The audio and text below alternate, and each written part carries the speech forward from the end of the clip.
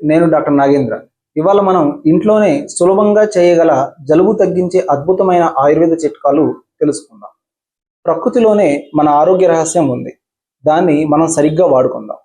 మనలో చాలా మందికి జలుబు అంటే చిన్న సమస్య అనిపిస్తుంది, కానీ పట్టించుకోకపోతే చాలా చికాకుగా ఉంటుంది.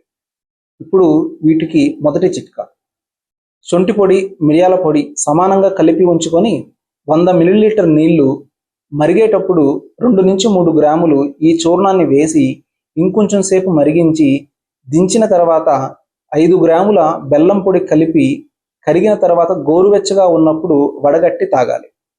ఇప్పుడు రెండవ చిట్కా: బియ్యము, కర్పూరము సమానంగా కలిపి పల్చటి బట్టలో మూటగట్టి వాసన చూస్తూ ఉండాలి. ఇక మూడవ చిట్కా: ఆవిరి పీల్చడం.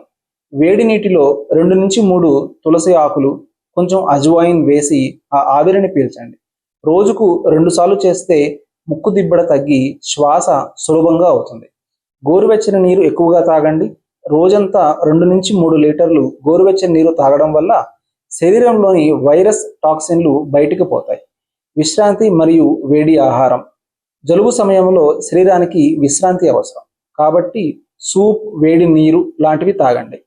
చల్లటి పానీయాలు, ఐస్ క్రీమ్స్, చల్లటి వాతావరణం అవాయిడ్ చేయండి. ఇవి అన్నీ మన ఇంట్లోనే ఉన్న సులభమైన ఆయుర్వేద చిట్కాలు. మందులు తినకముందు ఒక్కసారి ఇవి ప్రయత్నించండి.